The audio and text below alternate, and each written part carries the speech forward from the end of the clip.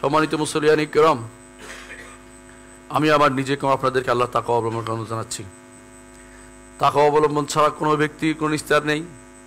তাকওয়া অবলম্বন করলে আখিরাতে জান্নাত পেয়ে আপনি ধন্য হতে পারবেন, আর তাকওয়া অবলম্বন না করলে দুনিয়া এবং আখিরাতে আপনি সবচেয়ে ক্ষতিগ্রস্ত ব্যক্তির অন্তর্ভুক্ত হয়ে যাবেন। তাকওয়া অবলম্বন করার জন্য নবী রাসূলদের অনুসরণের কোনো বিকল্প নেই। গত পর্বে আমরা আলোচনা করেছিলাম নবী রাসূলদের কি প্রয়োজনীয়তা রয়েছে, মানুষের জন্য নবী রাসূলের প্রেরণে কি প্রয়োজনীয়তা রয়েছে, কেন আল্লাহ তাআলা নবী রাসূল পাঠালেন। সে বিষয়ে আমরা জেনেছি যে নবী রাসূলদের যা আলো নিয়ে এসেছেন সে আলোতেই জগৎ আলোকিত হয়েছে। নবী রাসূলরা না হলে জগৎ অন্ধকারে থেকে যেত। নবী রাসূলদের প্রেরণের পিছনে যে হিকমত আল্লাহ তাআলা কোরআনে কারীম উল্লেখ করেছেন তা হচ্ছে যে বান্দাদের প্রতি দয়া করা। আল্লাহ তাআলা বলছেন, লাকাদ মান্নাল্লাহু আলাল মুমিনিন ইদ বাআসা ফীহিম রাসূলাম মিন আনফুসিহিম।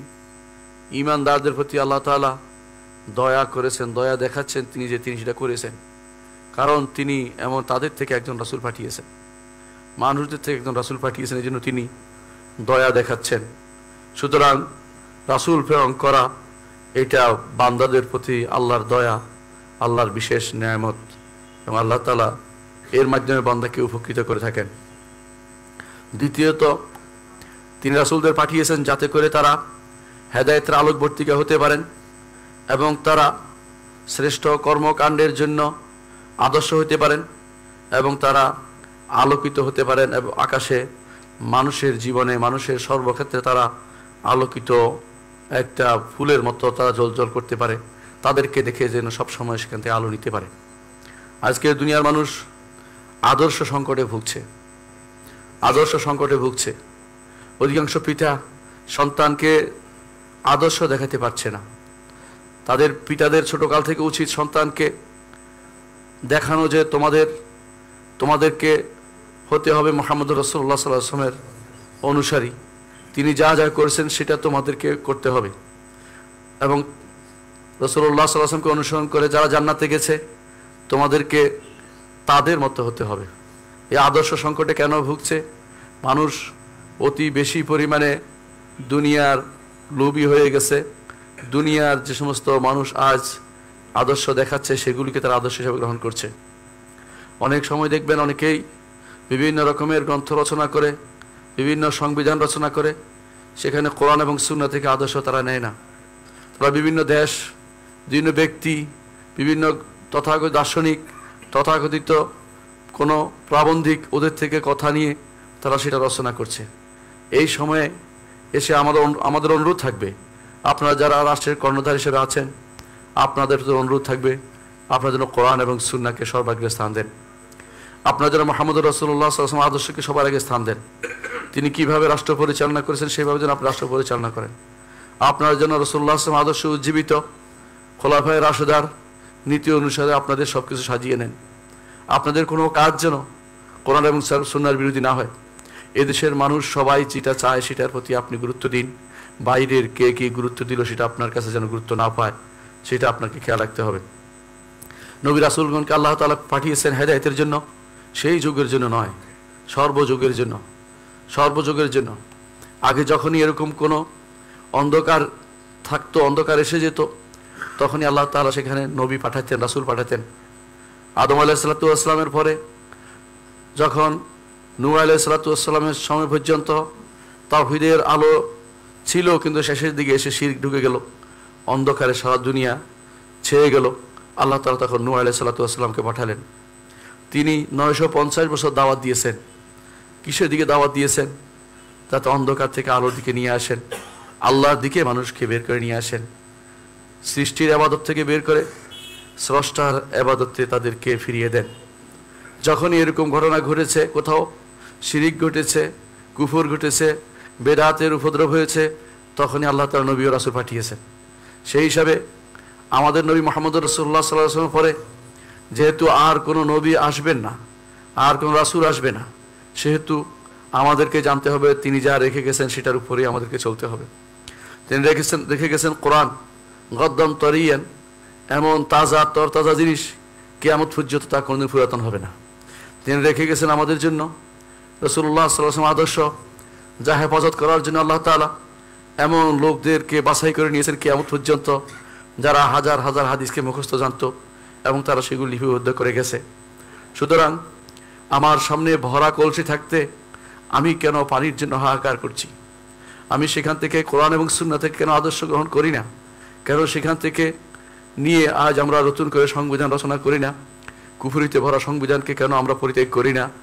এটা আমাদের নিজেদের ঈমানের কাছে প্রশ্ন রাখার বিষয়।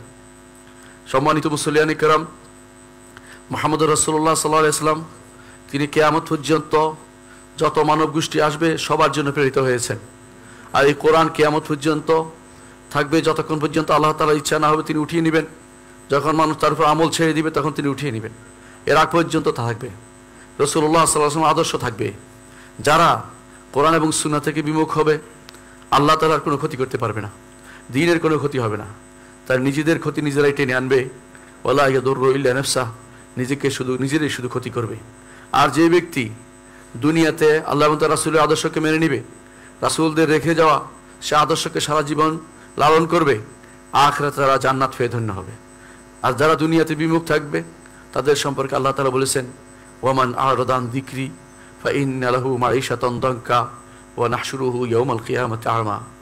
যে কেউ আমার জিকির থেকে অর্থাৎ কোরআন এবং সুন্নাহ থেকে মুখ ফিরিয়ে থাকবে, কোরআন এবং হাদিস থেকে মুখ ফিরিয়ে থাকবে, আল্লাহর দেয়া বিধান থেকে মুখ ফিরিয়ে থাকবে, রাসূলের আদর্শ থেকে মুখ ফিরিয়ে থাকবে, রাসূল যেভাবে করেছেন তার বাইরে চলবে, ফাইন্না লাহু মাঈশাতান দানকা, দুনিয়ার জীবনে তার জন্য ভালো কিছু পাওয়া যাবে না। কবরও যার জন্য ভালো কিছু নেই, সংকীর্ণ জীবন তার জন্য থাকবে। কোনোদিন সে শান্তি নাগাল পাবে না। শান্তি করে দৌড়াতে থাকবে, শান্তি সে কোনোদিন পাবে না। শান্তি তো সেখানে রয়েছে যেখানে আমার নবী ছিলেন, যেখানে খোলাফায়ে রাশিদা চলে গেছেন, যেখানে নবী রাসূলদের পথ সবসময় ছিল, সেই পথটি হচ্ছে শান্তির পথ। এই পথটি বাদ দিয়ে অন্য যে পথে কেউ চলতে চায়, কেউ বা সাময়িকভাবে অন্য কোনো পথে উঠতে চায়, ওই পথগুলি কখনো শান্তির পথ হতে পারে না। এগুলি কোনোদিনই শান্তির পথ হতে পারে না। এই জন্য প্রতিটি মানুষের উচিত শান্তির পথ খোঁজা। শান্তির পথ এটা ব্যক্তির যেমন প্রয়োজন, সমাজের তেমনি প্রয়োজন, রাষ্ট্রেরও তেমনি প্রয়োজন। শান্তির পথ খোঁজা, সবার জন্য শান্তির ব্যবস্থাপনা করা। এই জন্য নবী রাসূলদের এই পথে আপনাদের ফিরে আসতে হবে, আমাদের ফিরে আসতে হবে। তাদেরকে আল্লাহ তাআলা মানার হুদা হিসেবে পাঠিয়েছেন, হেদায়েতের নূর এবং আলো হিসেবে পাঠিয়েছেন। আমাদের নবীকে সর্বশেষে পাঠিয়েছেন যাতে করে কিয়ামতের আগ পর্যন্ত আর কোনো কারো প্রয়োজন হেদায়েত কারো কিছু নিতে আমাদের না হয়। সেই জন্য যত রকমের মতবাদ আজ আমাদের সমাজে অনেকের কাছে দেখা যায়, এগুলি কোনোটাই গ্রহণ করা ইসলাম অনুমোদন করে না। সেটা যে কোনো নাম দিয়ে হোক না কেন, যেই কোনো নাম দিয়ে হোক না কেন, ইসলাম ছাড়া আর কোনো মতবাদ, কোনো ইজম, কোনো কিছুই কাজে লাগবে না। কোনোটাকেই গ্রহণ করা যাবে না। মানুষের তৈরি সমস্ত সম্পূর্ণ ইজমকে বাদ না দিতে পারলে আপনার ঈমান শুদ্ধ হবে না, আপনার ঈমান শুদ্ধ হবে না। কোরআনে কারীমে আল্লাহ তাআলা এই জন্য বলেছেন যে এরা কোনোদিন ঈমানদার হইতে পারবে না, হাত্তা ইউহাক্কিমুকা ফীমা শাজারা বাইনাহুম, আপনার কাছে যা নাজিল করে তাদের যে সমস্ত ব্যাপারে, তাদের মধ্যে যে সমস্ত ব্যাপারে বিবাদ হবে সেগুলো তারা যদি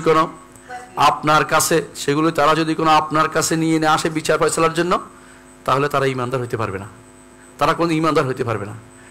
সুম্মা লা ইয়াজিদু ফি আনফুসিহিম হারাজাম মিম্মা কাদাইতা, আপনি যে ফয়সালা দিবেন সেই ফয়সালার বাইরে তারা আর কোনো ফয়সালাকে গ্রহণ করতে পারবে না। রাসূলুল্লাহ সাল্লাল্লাহু আলাইহি ওয়াসাল্লাম যে ফয়সালা দিয়েছেন, রাসূল যে আদর্শ দিয়েছেন, সেটা সব দিকে দিয়েছেন। ইবাদতের যেমন দিয়েছেন, আকীদার যেমন দিয়েছেন, দুনিয়া পরিচালনা আদর্শ তিনি দিয়েছেন, রাষ্ট্র পরিচালনা আদর্শ তিনি দিয়েছেন, সমাজ পরিচালনা আদর্শ তিনি দিয়েছেন, বেচা কেনার আদর্শ তিনি দিয়েছেন, পরিবার পরিচালনা আদর্শ তিনি দিয়েছেন। তাহলে আপনি কোথায় যাবেন? আপনি তার রাসূলের আদর্শ বাদ দিয়ে অন্য কোনো আদর্শ যদি আপনি গ্রহণ করেন, আপনি কাফির হয়ে যাবেন, ঈমানদার থাকতে পারবেন না যদি মন থেকে তা গ্রহণ করেন। যদি না জানেন, যারা জানে তাদের সহযোগিতা নিন, যারা জানে আলেম সমাজ আছে তাদের সহযোগিতা নিয়ে একটি সুন্দর আদর্শ সমৃদ্ধ মুহাম্মদ রাসূলুল্লাহ সাল্লাল্লাহু আলাইহি ওয়াসাল্লামের আদর্শ সমৃদ্ধ, তার নির্দেশনা সমৃদ্ধ, আল্লাহর বাণীর অনুসারে একটি সুন্দর সংবিধান আপনি রচনা করতে পারেন, যেটি কখনো আপনার যদি কেউ করতে পারে সে কোনোদিন সওয়াব থেকে মাহরুম হবে না। যতদিন সেটা থাকবে সে হয়তো কবরে চলে যাবে, সেটা তার জন্য মাইল ফলক হিসেবে থাকবে। আল্লাহর উপর ঈমান, এবং বিশ্বাসের বিষয়টি আমাদের সংবিধানে ছিল, এবং যে ব্যক্তি সেটা করে গেছে তিনি কবরে গিয়েও সেই সওয়াব পাবেন। আর যারা দুনিয়াতে আছেন তারা যদি এরকম এর চেয়ে ভালো কিছু করতে পারেন, তারাও একসময় সবাই কবরে যেতে হবে। সবাই কিন্তু আদর্শ রেখে যা ভালো কি রাখছেন না খারাপ রাখছেন সেটার উপরেই তারা আখিরাতে রিওয়ার্ড পাবেন, পুরস্কার পাবেন।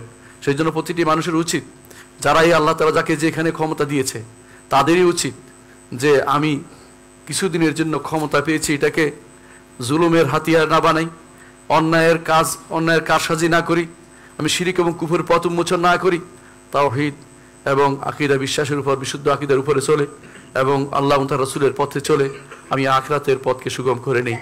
এই সুযোগে আমি আখিরাতকে আমার জন্য যথাযথভাবে তৈরি করে নেই। ঈমানদার কখনো আখিরাতকে দুনিয়ার উপরে আখিরাতকে প্রাধান্য দেয়, দুনিয়াকে প্রাধান্য দিতে পারে না। ঈমানদার সবসময় আখিরাতকে প্রাধান্য দেয়। আল্লাহ তাআলা বলছেন কোরআনে কারীমে, বাল তুসিরুনাল হায়াতাদ দুনিয়া ওয়াল আখিরাতু খায়রুন আবকা, বরং তোমরা দুনিয়ার জীবনকে প্রাধান্য দিচ্ছ, আখিরাত তো খায়র, কল্যাণকর, আবকা, তা বেশি দিন অবশিষ্ট থাকবে। সুতরাং নবীদেরকে আল্লাহ তাআলা পাঠিয়ে আমাদেরকে যে আলো দিয়েছেন সে আলো থেকে আলোকিত হতে হবে। নবীদেরকে আর যে কারণে আল্লাহ তাআলা পাঠিয়েছেন তা হচ্ছে যাতে মানুষ কোনো ওজর পেশ করতে না পারে। কোরআনে কারীমে আল্লাহ তাআলা বলছেন, ওমা কুন্না মুআযযিবিনা হাত্তা নাবআসা রাসূলা, রাসূল না প্রেরণ করে কাউকে আমরা আযাবদাতা ছিলাম না। যদি রাসূল না প্রেরণ করতো তারা বলতে পারতো যে আল্লাহ আমি তো রাসূল পাইনি, আমাদের বিবেক তো আমাদেরকে এই সমস্ত আকীদা ও শরিয়াত কোনোটাই আমাদেরকে জানতে দেয়নি, বিবেক থেকে আমরা জানতে পারিনি, আমাদেরকে আপনি কিভাবে আযাব দিবেন। কিন্তু আল্লাহ তাআলা তার চেয়ে ওজর বন্ধ করার সত্তা আর কেউ নেই। তিনি এমন এক সত্তা, তিনি কারো ওজর রেখে কাউকে জাহান্নামে দিবেন না, ওজর রাখার সুযোগ দিবেন না দুনিয়াতে। সেই জন্য তিনি রাসূল প্রেরণ করেছেন। আল্লাহ তাআলা জন্য বলছেন, ওমা কুন্না মুআযযিবিনা হাত্তা নাবআসা রাসূলা, রাসূল না প্রেরণ করে কাউকে আমরা শাস্তি দিতাম না। কোরআনে কারীমে আল্লাহ তাআলা অন্যত্র বলেছেন, উযরান আও নুযরা, উযরান, যাতে করে ওজর পেশ করতে সুযোগ না দেয়। সেই জন্য আল্লাহ তাআলা ওজরের পথ বন্ধ করে দিয়েছেন, ওজর পেশ করতে পারবে না। সূরা তাহা 134 নম্বর আয়াতে আল্লাহ তাআলা বলছেন, ওয়ালাউ আন্না আহলাকনাহুম বিআযাব মিন ক্বাবলিহি, যদি আমরা আমার পক্ষ থেকে আযাব দিয়ে তাদেরকে ধ্বংস করে দিতাম, লাকালু, তখন তারা বলতো, রব্বানা লাউলা আরসালতা ইলাইনা রাসূলান, আল্লাহ রাসূল কেন প্রেরণ করলেন না? রাসূল প্রেরণ করলে আমরা কি করতাম? ফানাত্তাবি আয়াতিকা, আপনার আয়াতকে অনুসরণ করতাম, মিন ক্বাবলা আন নাদিল্লা ওয়া নাখজা, অপমানিত হওয়ার আগে এবং আমরা নিজেকে ভুলুণ্ঠিত হওয়ার আগে আমরা অবশ্যই আপনার আয়াতকে অনুসরণ করতাম। এর অর্থ হচ্ছে আল্লাহ রাসূল প্রেরণ করার পরেই শুধুমাত্র ধ্বংস করেছেন, এবং রাসূল সব জায়গায় প্রেরিত না হলেও তাদের প্রতিনিধি আল্লাহ তাআলা সব জায়গায় পাঠিয়েছেন। অনেকে হয়তো বলতে পারেন উপমহাদেশে কাকে পাঠানো হয়েছে, আমরা অনেক কিছুই জানতে পারি না, কারণ উপমহাদেশের বড় সমস্যা হচ্ছে দুইটি। একটি হচ্ছে তারা কাউকে আল্লাহর পর্যায়ে উঠিয়ে দিবে আর কাউকে নিকৃষ্ট বানিয়ে দিবে, মধ্যপন্থা তাদের জীবনে আসে নাই। এই জন্য আল্লাহ তাআলা এখানে হয়তো এমন কাউকে পাঠিয়েছেন, আমরা বিশ্বাস করি, ঈমান রাখি, কিন্তু আমরা সেটা জানতে পারিনি, কারণ তার হয়তো তারা আল্লাহ বানিয়ে ফেলেছে, নয় তাদেরকে পরিপূর্ণভাবে ধ্বংস করে দিয়েছে, কারণ তাদের মধ্যে বাড়াবাড়ি এবং ছাড়াছাড়ি সবচেয়ে বেশি। তাছাড়া এমনও হতে পারে যে আল্লাহ তাআলা অন্যখানে রাসূল পাঠিয়েছেন, সেখানে তাদের প্রতিনিধি পাঠিয়েছেন। সেটাই আল্লাহ তাআলা কোরআনে কারীম বলেছেন, ওয়া মিন উম্মাতিন ইল্লা খালা ফিহা নাদির, এমন কোনো জাতি নেই যেখানে আল্লাহ তাআলা পাঠাননি, ভীতি প্রদর্শনকারী পাঠাননি। সুতরাং আল্লাহ তাআলা অবশ্যই পাঠিয়েছেন, কিন্তু আমরা সেটাকে সংরক্ষণ করতে পারিনি।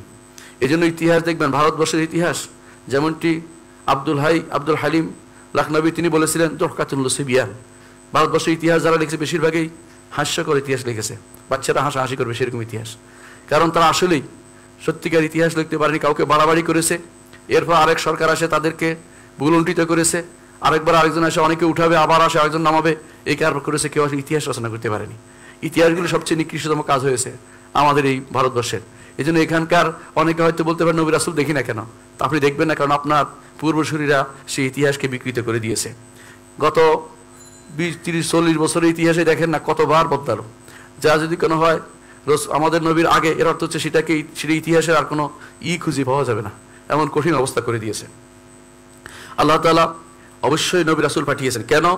আল্লাহ তাআলা বলে দিয়েছেন, লিআল্লা ইয়াকুনা লিন-নাস হুজ্জাতুন বা'দার রাসূল, রাসূল প্রেরণ করার পরে কেউ যেন বলতে না পারে যে আমি তো জানতাম না, এই জন্য আল্লাহ তাআলা কোরআন কারীমে আমাদেরকে এবার জানিয়ে দিয়েছেন যে আমরা অবশ্যই রাসূল প্রেরণ করেছি, যাতে করে তোমাদের কোনোদিন কেউ বলতে না পারে যে আমি তো জানতাম না, না জেনে যেন আমি কাউকে না জেনে জাহান্নামে দেই না। এই জন্য রাসূলুল্লাহ সাল্লাল্লাহু আলাইহি ওয়াসাল্লাম হাদিসে এসেছে যে সময় কিছু শ্রেণী আছে যারা দুনিয়াতে আসছে এমন যে তারা বিবেকবান হয়নি অথবা তারা বুঝতে পারেনি, এদেরকে আল্লাহ তাআলা হাশরের মাঠে হলেও তাদেরকে পরীক্ষা করবেন, বিনা পরীক্ষায় জান্নাত জাহান্নাম নির্ধারণ করবেন না। রাসূলুল্লাহ সাল্লাল্লাহু আলাইহি ওয়াসাল্লাম বলেছেন, ইমাম তবরানী তার কাবীরে উল্লেখ করেছেন যে কিছু শ্রেণীর লোক আছে তাদেরকে আল্লাহ তাআলা হাশরের মাঠে পরীক্ষা করবেন। তার মধ্যে একটি হচ্ছে, তিনি বলেছেন, পাগল ছিল, আর কি হলো বৃদ্ধ ছিল যে বুঝেনি কিছু। ভালো মানুষ ছিল কিন্তু এমন সময় দিন এসে তার কাছে বুঝার বয়স হয়নি। আর এক শ্রেণী হচ্ছে ছোট বাচ্চা, কাফেরদের ছোট বাচ্চা। তো এদেরকে আরেকটি হচ্ছে ফাতরাতের মধ্যে যারা আসছে, অর্থাৎ নবী রাসূলদের এক নবী রাসূলের প্রেরণের পরে আরেক নবী রাসূল প্রেরণ পর্যন্ত মাঝখানে যে বিশাল সময় ছিল, সেখানে যদি কোনো ব্যক্তি শিরিক না করে মারা গিয়ে থাকে, তাদেরকে আল্লাহ তাআলা সেখানে পরীক্ষা করবেন। শিরিক করলে কেন মাপ পাবে না? কারণ শিরিক করলে আর কোনো ওজর পেশ করার সুযোগ নেই।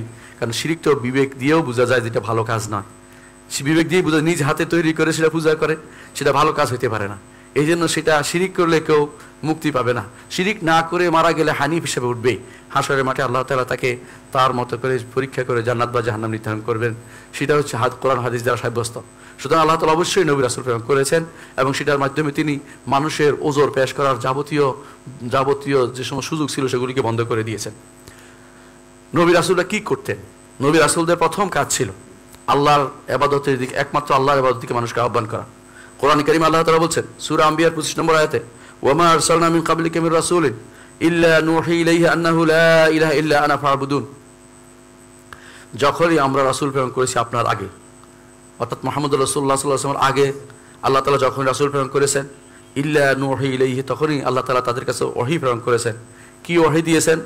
আন্নাহু লা ইলাহা ইল্লা আনা ফা'বুদুন, একমাত্র আমি ব্যতীত আর কোনো ইলাহ নেই, সুতরাং আমারই ইবাদত করো।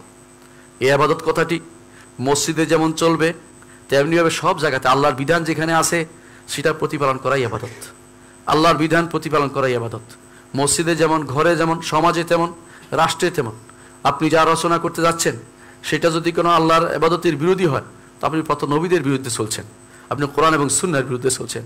সেটাও আপনি একটা গ্রন্থ লিখলেন, আপনি যে কোনো গ্রন্থ লিখবেন সেটা যদি কোনো রাসূলুল্লাহ সাল্লাল্লাহু আলাইহি ওয়াসাল্লাম আদর্শ বিরোধী হয়, কোরআন সুন্নাহর বিরোধী হয়, আপনি অনেক বড় পণ্ডিত তাই বলে যে গ্রন্থ লিখছেন সেখানে কোরআন সুন্নাহর বিরোধী কথা আছে, এর অর্থ হচ্ছে আপনি নবী রাসূলদের যে ইচ্ছা এবং তাদেরকে যে কারণে প্রেরণ করা হয়েছে তার বিরুদ্ধে চলেছেন। কাদের আপনি অনুসরণ করেছেন? আপনি অনুসরণ করছেন ফেরাউন, নমরুদ, আবু জাহাল, আবু লাহাবদের অনুসরণ করছেন, কারণ তারা নবীদের বিরুদ্ধে ছিল। আপনার কর্মকাণ্ড নবীদের বিরোধী হচ্ছে। আপনার কর্মকাণ্ডের কারণে আপনি যদি কোনো 10টি মানুষ পথভ্রষ্ট হয়, আপনার কর্মকাণ্ডের জন্য যদি কোনো মানুষ ক্ষতিগ্রস্ত হয়, যদি কোনো মানুষ আল্লাহ থেকে দূরে সরে যায়, তা আপনি কবরে গিয়েও শান্তি পাবেন না। কারণ আপনার এই যে রচনা করে গেছেন, খারাপ পথ রচনা করে গেছেন, তার শাস্তি আপনাকে পেতেই হবে। কারণ আপনি এটা বন্ধ করার পথ রেখে যাননি। কোনোদিন যদি এটা বন্ধ হয়ে যায় অন্যায় কাজ, তখন হয়তো আপনার গুনাহটি বন্ধ হবে। যে কোনো মানুষ যেমন সিনেমা হল তৈরি করে গেলে সে কবরে বসে সিনেমা হলের গুনাহ পেয়ে থাকবে, মসজিদ তৈরি করে গেলে মসজিদে কবরে বসে কবর থেকে মসজিদে সারাই সালাত আদায় করবে, সবার সালাতের সমপরিমাণ সবচেয়ে পেতে থাকবে। সুতরাং অন্যায়ের পথও সেরকম। মুহাম্মদ রাসূলুল্লাহ সাল্লাল্লাহু আলাইহি ওয়াসাল্লাম বলেছেন, মান সান্না ফিল ইসলামি সুন্নাতান হাসানাতান ফালাহু আজরুহা ওয়া আজরু মান আমিলা বিহা ইলা ইয়াউমিল কিয়ামা। যে কেউ ইসলামে সুন্দর একটি পথকে দেখাতে পারবে, অর্থাৎ সুন্নাহ হাসানা বলতে কোরআন এবং সুন্নাহ যা আসছে সেটাই, অর্থাৎ কোনো অন্যায় আচরণ পথ রচনা করেনি, কোরআন এবং সুন্নাহকে বাস্তবায়নের চেষ্টা করেছে, দেখিয়ে দিয়েছে, তার জন্য সেটার সওয়াব থাকবে এবং যত মানুষ সে কাজটি করবে তত মানুষের সওয়াব সে পেতে থাকবে। ওয়ামান সান্না সুন্নাতান সাইয়্যা, আর যে কেউ খারাপ কোনো পথ রচনা করবে, খারাপ একটা বই লিখে গেছেন, একটা সিনেমার বই লিখে গেছেন, সিনেমা হল দিয়ে গেছেন, অথবা বাসার মধ্যে একটা টিভি রেখে গেছেন, অথবা এমন কিছু রেখে গেছেন যার কারণে বছরের পর বছর মানুষ নিগৃহীত হবে, কষ্ট পাবে, তাহলে আপনি মনে রাখবেন যে আপনি অন্যায়ের পথ রচনা করে গেছেন। মরেও আপনি শান্তি পাবেন না, কবরে গিয়েও আপনি সেটার শাস্তি ভোগ করবেন। আমার কথা নয়, সাইয়্যিদুল খালক মুহাম্মদুর রাসূলুল্লাহ সাল্লাল্লাহু আলাইহি ওয়াসাল্লাম সেটা বলে দিয়েছেন। ফালাহু উজরুহা, সে ওই ব্যক্তির গুনাহ বহন করবে, ওয়া উজরু মান আমিলা বিহা, যারাই এর গুনাহ এটার উপর আমল করবে সবার গুনাহ সে বহন করবে। ইলা ইয়াউমিল কিয়ামা, কিয়ামত পর্যন্ত, মিন গায়রি আন ইউনকাসা মিন আওজারিহিম শাইআন, তাদের ওজরের, তাদের গুনাহ, যারা গুনাহ করছে তাদের গুনার কমতি হবে না, কিন্তু ওই ব্যক্তি সমপরিমাণ গুনাহ বহন করবে। এই জন্য রাসূলুল্লাহ সাল্লাল্লাহু আলাইহি ওয়াসাল্লাম বলেছেন, দুনিয়ার বুকে যত হত্যা হয়, সম পরিমাণ গুনাহ আদম সন্তান প্রথম যে হত্যা চালু করেছে সে সমপরিমাণ গুনাহ বহন করে। কারণ আউয়ালু মান সান্নাল কাতল, অন্যায়ের পথ, হত্যার পথটি সর্বপ্রথম সে দেখিয়েছে। এই জন্য নবী রাসূলগণ যে জন্য প্রেরিত, আল্লাহ ছাড়া কারো ইবাদত চলতে পারে না। ইবাদত শব্দের অর্থ দাসত্ব। আপনার কর্মকাণ্ড কোন দিকে পরিচালিত হচ্ছে সেটাই দাসত্ব। কুল ইন্না সলাতি ওয়া নুসুকি ওয়া মাহইয়ায়া ওয়া মামাতি লিল্লাহি রাব্বিল আলামিন। হে নবী, আপনি বলে দিন, আমার সালাত, ওয়া নুসুকি এবং আমার ইবাদত, ওয়া মাহইয়ায়া ওয়া মামাতি, আমার জীবন এবং মরণ, সবকিছু একমাত্র আল্লাহর জন্য হতে হবে।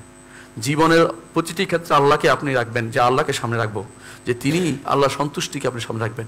এবং মৃত্যুর সময় আপনি চিন্তা করবেন যে আমি মারা যাচ্ছি, এমন কোনো কিছু কি রচনা করে যাচ্ছি যার কারণে আমার শাস্তি হবে? এমন কোনো কথা কি আমি কারো রক্ত চক্ষুর ভয়ে বলা বন্ধ করে রেখেছি যার কারণে আমাকে শাস্তি পেতে হবে? আমার ক্ষমতা থাকার পরেও আমি এমন কোনো কাজ কি বাদ দিয়েছি যা আমি করতে পারতাম অথচ করিনি? সেই কারণে আপনাকে আখিরাতে শাস্তি ভোগ করতে হবে। যদি ঈমান আপনার আখিরাতে থাকে, যদি আপনি মনে করেন যে আল্লাহর সামনে অবশ্যই আপনি নিতে হবেন, আল্লাহর সামনে আপনাকে উপস্থিত হতে হবে, তাহলে অবশ্যই আপনাকে দুনিয়ায় থাকতে নবী রাসূলদের পথকে অনুসরণ করে যেতে হবে। কোরআন কারিমে আল্লাহ তাআলা আরো বলছেন, ওয়ালাকাদ বাআসনা ফি কুল্লি উম্মাতির রাসূলান, প্রতি জাতিতেই আমরা রাসূল প্রেরণ করেছি। কি বলে রাসূল প্রেরণ করেছি? আনিবুদুল্লাহ ওয়া ইজতানিবুত তাগুত, একমাত্র আল্লাহর ইবাদত করো এবং তাগুতকে বর্জন করো। তাগুত কারা? তাগুত হচ্ছে ওই শক্তি, এমন প্রতিটি বিধান হইতে পারে, এমন প্রতিটি অনুসরণ হইতে পারে, এমন প্রতিটি আনুগত্য হইতে পারে, এমন কোনো মাবুদ হইতে পারে, উপাস্য হইতে পারে, এমন যে কোনো দিন যারা আল্লাহ তাআলার সমকক্ষতায় নিয়ে এসেছে, তাকে নিয়ে আসছেন আপনি, তাকে সমকক্ষ সরাসরি হইতে হবে না। কিসের দিক থেকে? আনুগত্যের দিক থেকে। আপনি তো সম্পূর্ণ আনুগত্য কার জন্য করবেন? আল্লাহর জন্য। এই আল্লাহর জন্য আনুগত্য না করে যদি কোনো আপনি অন্য কারোর জন্য পূর্ণ আনুগত্য প্রকাশ করেন, আল্লাহর আনুগত্যের বিরুদ্ধে গিয়ে, সামন্তরালে গিয়ে, তাহলে অথবা বিরোধী হয়ে, তাহলে আপনি তাকে তাগুত বানালেন। এই জন্য কখনো একটা কবরও তাগুত হইতে পারে, কোনো একটা বইও তাগুত হইতে পারে, কোনো গ্রন্থও তাগুত হয়ে যেতে পারে, মানে ব্যক্তিও তাগুত হয়ে যেতে পারে, যখন আপনি সেটাকে আল্লাহ এবং তার রাসূলের অনুসরণের বাইরে তাকে আপনি অনুসরণের জন্য মেনে নেবেন। অথবা এমন কোনো নেতাও হইতে পারে, যখন আপনার কাছে আল্লাহ রসুল সাল্লাল্লাহু আলাইহি ওয়াসাল্লাম সর্বোচ্চ নেতা হিসেবে বিবেচিত হয়নি, কোনো নেতাকে আপনি সবার উপরে স্থান দিয়েছেন, তার সন্তুষ্টিকে আপনি আল্লাহর সন্তুষ্টির উপরে স্থান দিবেন। এমন কোনো ব্যক্তিকে যদি আপনি সামনে এগিয়ে দেন, অবশ্যই আপনি তাকে তাগুত বানালেন। এই জন্য তাগুতের সবচেয়ে সুন্দর সংজ্ঞা হচ্ছে এটা, যে কেউ যদি কোনো আল্লাহর রুবুবিয়তের বৈশিষ্ট্যে অথবা আসমা সিফাতের বৈশিষ্ট্যে অথবা আল্লাহর ইবাদতের কোনো বৈশিষ্ট্যে অন্য কাউকে অংশীদার করে, সেই ব্যক্তি তাকে তাগুত বানালো। রুবুবিয়ত, উলুহিয়ত, আসমা সিফাত, এই তিনটি জিনিস আমরা ভালো বুঝি, অর্থ বুঝি, কিন্তু এদের বিপরীতে কাউকে দাঁড় করানো, নিজে যদি দাঁড় করায় তাহলে সে তাগুত বানালো। কেউ যদি সন্তুষ্ট না থাকে তাকে দাঁড় করানো, সেই তাগুত হলো না, কিন্তু আপনি তাকে তাগুত বানিয়েছে। যেমন ঈসা আলাইহিস সালাতু ওয়াস সালামকে নাসারারা তাগুত বানিয়েছে, তিনি তাগুত নন, কিন্তু নাসারারা তাকে তাগুত বানিয়ে নিয়েছে, কারণ তারা আল্লাহর সামন্তরালে দাঁড় করিয়েছে সবকিছু তাকে। নবীরা কোরআন কারীম আল্লাহ তাআলা বলছেন যে রাসূলদেরকে শুধু প্রেরণ করেন লিইউতা বিইজনিল্লাহ, আল্লাহর অনুমতিক্রমে আনুগত্য করার জন্য। এই নয় যে তাদেরকে ইবাদত করবেন আপনারা, এটার জন্য নয়। সুতরাং ইবাদত যদি করে তখন তাগুত হয়ে যাবে। ঠিক অনুসরণের ক্ষেত্রে সীমা লঙ্ঘন করলে সেটাকে তাগুত হয়ে যাবে। আল্লাহ যেটা অনুসরণ, তথা আল্লাহ তাআলা অনুসরণের বাইরে কেউ অনুসরণ করলে, ঠিক কারো ব্যক্তি যদি কোনো ভালোবাসার দিক থেকেও কাউকে বেশি ভালোবাসেন, তাহলে আপনি তাকে তাগুত বানিয়ে ফেললেন। তাগুত বানার মূল কথাই হচ্ছে এটা, যতগুলি রুবুবিয়তের বৈশিষ্ট্য আছে, যতগুলি আসমা সিফাত আছে, এগুলি যদি কোনো, যতগুলো ইবাদতের যতগুলো এলিমেন্টস আছে, এগুলি যদি কোনো আপনি অন্য কাউকে দিয়ে আপনি আন্তরিকভাবে খুশি আছেন, আপনি তাকে তাগুত বানিয়েছেন। সুতরাং ওয়াজতানিবুত তাগুত, তাগুত থেকে বেঁচে থাকতে হবে। এই হচ্ছে প্রথম নবী রাসূলদের দাওয়াতের প্রথম কাজ হচ্ছে এটা, একমাত্র আল্লাহর দিকে তারা ডাকবেন। নবী রাসূলদের দাওয়াতের দ্বিতীয় কাজ হচ্ছে এটা, যে তারা মানুষদেরকে আল্লাহর পক্ষ থেকে যা এসেছে সেটা পৌঁছে দিবেন, আল্লাহর কাছে থেকে যা এসেছে সেটা পৌঁছে দিবেন। পৌঁছে দেওয়ার দায়িত্ব, মানিয়ে ফেলার দায়িত্ব আল্লাহ তাআলা তাকে দেননি। এই জন্য আল্লাহ তাআলা কোরআন কারীম বলেছেন, লাস্তা আলাইহিম বিমুসাইতির, আপনি তাদের উপর দারোগা নন। আরও বলেছেন, ফালাআল্লাকা বাখিরুন নাফসাকা আল্লা ইয়াকুনু মুমিনিন, আপনি কি তাদের নিজেকে ধ্বংস করে দিবেন তারা ঈমানদার না হলে? সেটা না, আল্লাহ তাআলা অন্য আয়াতে বলেছেন, ওয়ামা আলাইকা আল্লা ইয়াযাক্কা, তারা যদি পবিত্র না হয় আপনার কিছু করার নেই, আপনি তো ওমা আলাইকা ইল্লাল বালাগ, আপনার দায়িত্ব হচ্ছে পৌঁছে দেয়া। আল্লাহ তাআলা বলছেন আল্লাযীনা ইউবাল্লিগুনা রিসালাতিল্লাহ, নবীদের প্রশংসা করে আল্লাহ তাআলা বলছেন যারা আল্লাহর রিসালাতকে মানুষের কাছে পৌঁছে দেয়, ওয়া ইয়াখশাউনাহু, এবং একমাত্র আল্লাহকেই ভয় করে, ওয়ালা ইয়াখশাউনা আহাদান ইল্লাল্লাহ, আল্লাহ ব্যতীত আর কাউকে ভয় করে না। দ্বিতীয়বার বলেছেন। ভয়ের বিষয়টি কেন এসেছে? দুনিয়ার বুকে আজ অধিকাংশ দেশের মানুষগুলো বাইরের দেশের ভয়ে একেবারে চুপসে গেছে। অমুক দেশে আমাকে মেরে ফেলবে, অমুক দেশে আমাকে ক্ষমতা রাখবে না, অমুক দেশে এইটা করবো ওইটা করবে, এই জন্য আমি আল্লাহর কথা বলতে পারবো না, অমুক দেশের ভয়ে আমি এমন লোককে নিয়োগ দিব যে আমাদের দেশে সমকামিতা প্রমোট করে, অমুক দেশের ভয়ে আমি এই কাজটা করব, আমাদের দেশে যে সবচেয়ে নিকৃষ্টতম জিনা ব্যভিচারকে প্রমোট করছে, এইটা কোনোদিন ইমানদারের কাজ হতে পারে না। ইমানদার একমাত্র আল্লাহকে ভয় করবে, ইমানদার রাসূলকে তা আদর্শ মনে করবে। আল্লাহ তাআলা রাসূল সম্পর্কে বলেছেন ওয়া ইয়াখশাউনাহু, আল্লাহকে ভয় করে। আরও বলেছেন এর বাড়ি ওয়ালা ইয়াখশাউনা আহাদান ইল্লাল্লাহ, তারা একমাত্র আল্লাহ ব্যতীত কাউকে ভয় করেন। দ্বিতীয়বার বলেছে কত গুরুত্ব দিয়ে, যাতে করে আল্লাহর দ্বীনের ব্যাপারে কাউকে ভয় না করে, আল্লাহর দ্বীনের ব্যাপারে কাউকে ভয় না করে। যদি কেউ আল্লাহ ছাড়া অন্য কাউকে ভয় করে, আল্লাহর নিরাপত্তা তার উপর থেকে উঠে যায়, তখন সে যেই ভয় করছে সেই ভয়ে সে পতিত হবে। আর যে ব্যক্তি আল্লাহ তাআলার নিরাপত্তায় আসবে, তার তো কোনো ভয় নেই, মরে গেলেও সে জান্নাতে যাবে, মরে গেলেও তার অবস্থা সে আল্লাহ মানুষের কাছে প্রশংসিত হবে, মানুষও তার প্রশংসা করবে, তার তো কোনো ক্ষতি নেই।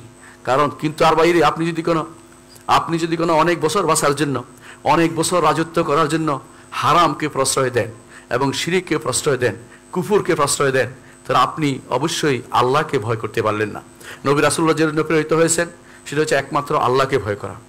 নবী রাসূলদের কাজই হচ্ছে পৌঁছে দেয়া আল্লাহর নির্দেশ এবং নিষেধকে পৌঁছে দেয়া, আল্লাহর নিষেধ এবং নির্দেশকে পৌঁছে দেয়া, এই দায়িত্ব নবী রাসূলদের অনুপস্থিতিতে সেটা করতে হবে উলিল আমরি মিনকুম, যাদেরকে আল্লাহ তাআলা এই ক্ষমতা দিয়েছেন তাদেরকে সেটা করতে হবে, এবং যাদেরকে আল্লাহ তাআলা জ্ঞান দিয়েছেন তাদেরকে সেটা করতে হবে।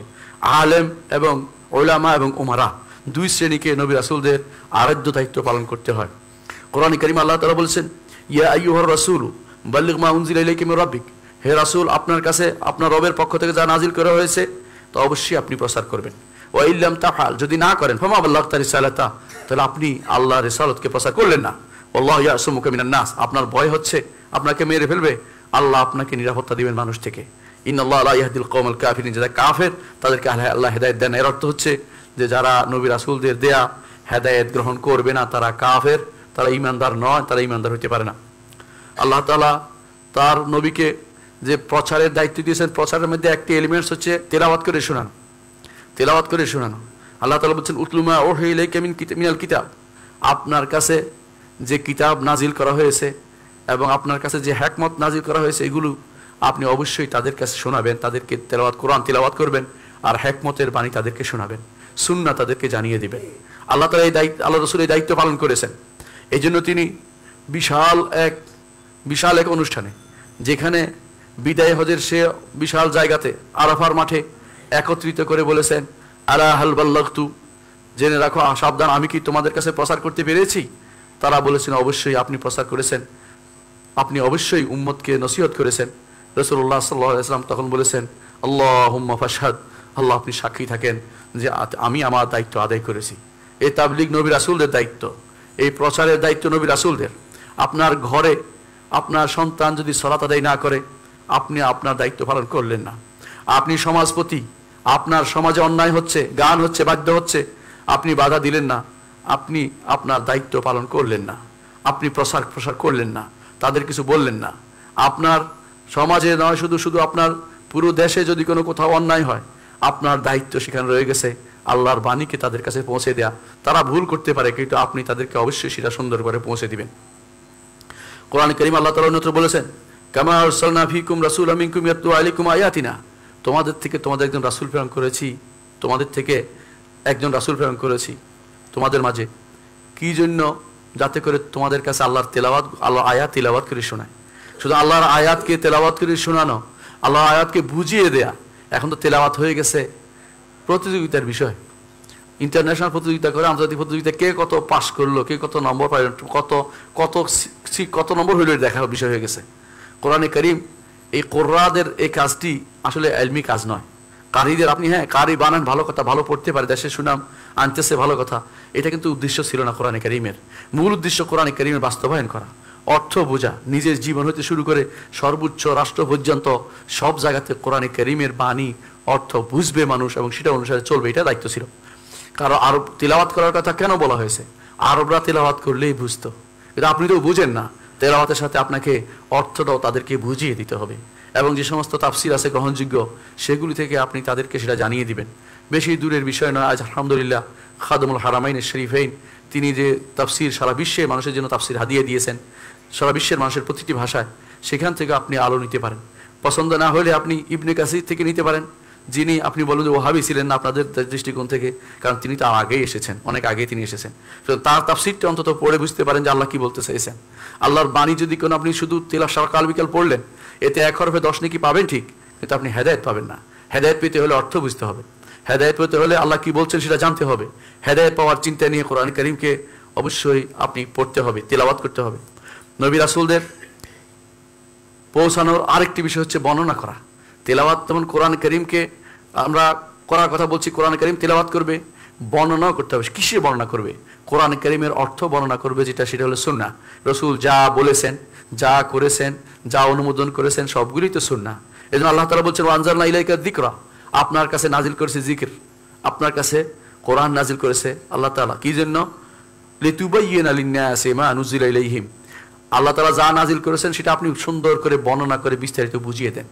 আল্লাহ তাআলা বলছেন আকিমুস সালাতা, সালাত কায়েম করো, বর্ণনা করেছেন মুহাম্মদুর রাসূলুল্লাহ সাল্লাল্লাহু আলাইহি ওয়াসাল্লাম। আল্লাহ তাআলা যা যা বলেছেন সেটা বর্ণনা করার দায়িত্ব আল্লাহ তাআলা তার নবীকে দিয়েছেন। আপনি আমি অমুক গোষ্ঠী নয়। আজ যারা বেরিয়েছে তথাকথিত যারা হাদিস অস্বীকারী গোষ্ঠী, নিজেদেরকে কোরআনী ফেরকা বলতেছে, তাদেরকে জিজ্ঞাসা করুন যে তুবাইয়িনা লিন-নাসি মা নুজিলা ইলাইহিম, বয়ান বর্ণনা করা তিলাওয়াত করার মধ্যে পার্থক্যটা কি? বর্ণনা অর্থ হলো প্রকাশ করে দেয়া, স্পষ্ট করে দেয়া, কিভাবে কি করতে হবে সেটা বলে দেয়া। আল্লাহ তাআলা কোরআনে কারীমে শুধু বলে দিয়েছেন ওয়ালিল্লাহি আলান নাস হিজ্জুল বাইতি মান ইসতাতা ইলাইহি সাবিলা, যে ব্যক্তি চায়, যে ব্যক্তি আল্লাহর ঘরের কাছে যেতে পারে, তার সামর্থ্য আছে, সে যেন হজ করে। হজটা কিভাবে করতে হবে এই বর্ণনা কে দিয়েছেন? মুহাম্মদুর রাসূলুল্লাহ সাল্লাল্লাহু আলাইহি ওয়াসাল্লাম। সুতরাং এই বর্ণনার দায়িত্ব এটা প্রচারের অন্তর্ভুক্ত। যদি বর্ণনা না দিয়ে থাকেন, আলেমরা সবসময় বলেছেন এটা যে উসুলের কায়দা হচ্ছে এটা, লা ইয়াজুজু তাখিরু বায়ান আন ওয়াক্তিল হাজা, প্রয়োজনের সময়ে বর্ণনা না দেয়া জায়েজ নয়, প্রয়োজনের সময় বর্ণনা দিতে হয়। এই জন্য প্রয়োজনের সময় বর্ণনা আল্লাহ তাআলা যা বলেছেন সেটা প্রয়োজন হয়েছে সাহাবায়ে কেরামের, রাসূল সেটা বর্ণনা করে দিয়েছেন, এবং সেটা আমাদের জন্য সেটা আমরা মানতেই হবে, এর বিকল্প কোনো কিছু নেই। নবীদের এই দায়িত্ব যে তারা অবশ্যই আল্লাহ তাআলা যা বলছেন সেটা বর্ণনা করে দিবে মানুষদের কাছে। এরপর আল্লাহ তাআলা বলছেন ওয়া ইন তাওয়াল্লাউ, আর যদি তারা মুখ ফিরিয়ে নেয়, অর্থাৎ আপনি তাদেরকে অনেক কিছু জানিয়েছেন, মানে নাই, ফা ইন্নামা আলাইকাল বালাগ, আপনি তো শুধুমাত্র একজন প্রচারকারী। ঠিক আছে, মুহাম্মদুর রাসূলুল্লাহ সাল্লাল্লাহু আলাইহি ওয়াসাল্লাম তিনি মুবাল্লিগ নবী হিসাবে, সেটা যখন তিনি শাসক হিসাবে ছিলেন তখন তিনি কি শুধু প্রচারের দায়িত্ব নয়, তার দায়িত্ব হচ্ছে, তখন অনেকে মনে করতে পারেন তাহলে আপনি প্রচার করে বেড়ান, আমরা ঘুমিয়ে থাকি, তা কিন্তু না। যাকে আল্লাহ তাআলা দায়িত্ব দিয়েছেন, রাষ্ট্রের দায়িত্ব বা কোনো এলাকার ক্ষমতার দায়িত্ব, কোনো বিচারক দায়িত্ব দিয়েছেন, তিনি এই প্রচার যথেষ্ট মনে করবেন না। কারণ মুহাম্মদুর রাসূলুল্লাহ সাল্লাল্লাহু আলাইহি ওয়াসাল্লাম প্রচারের মধ্যে একটা ছিল তার বাস্তবায়ন। তিনি বাস্তবায়ন করেছেন, চোরের হাত কেটেছেন, জিনায় ব্যভিচারকারীর পাথর মেরেছেন, যারা মদ খেত তাদেরকে বেত্রাঘাত করেছেন, এবং যারা ডাকাতি করেছে তাদেরকে উল্টাভাবে কেটেছেন। মুহাম্মদুর রাসূলুল্লাহ সাল্লাল্লাহু আলাইহি ওয়াসাল্লাম এবং দ্বীন পরিত্যাগকারীকে হত্যা করেছেন।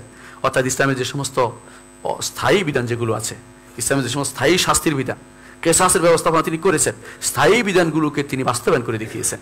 একবার দুইবার নয়, বহুবার। কেন তিনি করেছেন? যখন তার হাতে ক্ষমতা ছিল মদিনার রাষ্ট্র প্রতিষ্ঠিত হওয়ার পরে।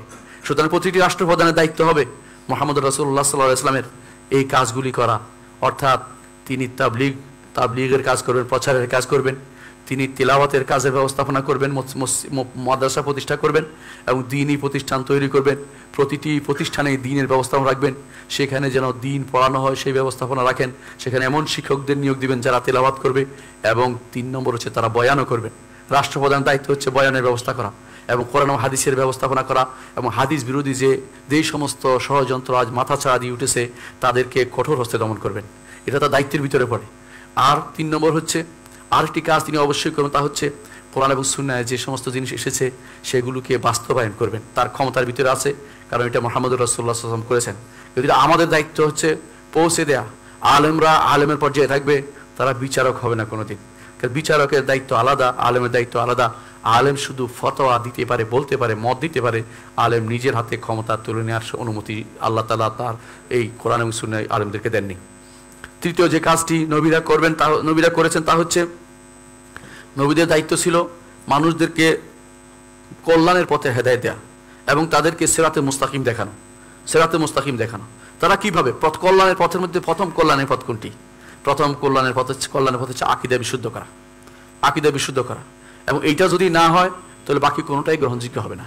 আর বিশুদ্ধ আকীদার দিকে ডেকেছেন। প্রত্যেকের আকীদা ছিল, আর ওর মুশরিকদেরও আকীদা ছিল। আকীদা না থাকলে যুদ্ধ করতো না তারা নবীর সাথে।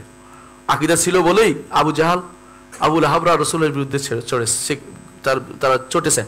কেন? তারা দেখেছেন যে তাদের আকীদা বিশ্বাস নষ্ট করে দিচ্ছে, তাদের আকীদা বিশ্বাস নষ্ট করে দিচ্ছে। এর বিপরীতে মুহাম্মদ রাসূলুল্লাহ সাল্লাল্লাহু আলাইহি ওয়াসাল্লাম আকীদা বিশ্বাস নিয়ে এসেছেন, এবং সেটা তিনি নিয়ে এসেছেন আল্লাহর পক্ষ থেকে। শুধু তিনি নন, তার ভাইরা, এর আগে নবী রাসূলগণ যারা ছিলেন তারাও একই আকীদা বিশ্বাসী ছিলেন। আকীদা বিশ্বাস অপরিবর্তনীয় জিনিস। এই 6টি আকীদা, আমানতু বিল্লাহি ওয়া মালাইকাতিহি ওয়া কুতুবিহি ওয়া রুসুলিহি ওয়াল ইয়াউমিল আখির ওয়াল কদরি খাইরিহি ওয়া শাররিহি, এগুলি আদম থেকে শুরু করে শেষ মানুষটি পর্যন্ত একই রকম, কোনো পরিবর্তনশীল ছিল না।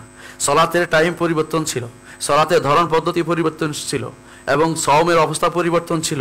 হজের জায়গা যদি পরিবর্তন হতেও পারে, যেমন না ফেরেশতারা হজ করে উপরে, ফেরেশতারা হজ করে উপরে, অর্থাৎ তারা বাইতুল মামুরে হজ করে, তেমনি আমরা হজ করি মক্কাতে, সেরকম। কিন্তু এই ঈমানিয়াত জিনিসগুলো, যে আল্লাহর উপর ঈমান, ফেরেশতার উপর ঈমান, কিতাবের উপর, রাসূলের উপর ঈমান, আখিরাতের উপর ঈমান, তাকদীরের উপর, এগুলি কোনো পরিবর্তনশীল ছিল না।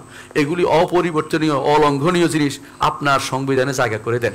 আপনি এই অলঙ্ঘনীয় জিনিসগুলো অপরিবর্তনীয় জিনিস হিসাবে সেগুলো উল্লেখ করে দিন। আপনার কর্মকাণ্ডে সেটার প্রচার প্রসার ঘটুক। আপনি, আল্লাহ তাআলা আপনাকে ক্ষমতা দিয়েছেন, আল্লাহ আপনাকে এটি জিজ্ঞাসা করবেন। ওমর রাদিয়াল্লাহু আনহু যিনি বলেছিলেন যে ফোরাতের তীরে যদি কোনো একটি মানুষ না খেয়ে মারা যায়, আল্লাহ আমাকে জিজ্ঞাসা করবেন। তখনকার দিনে না খেয়ে মারা যাওয়াটা ছিল বড় ধরনের অপরাধ। কেন?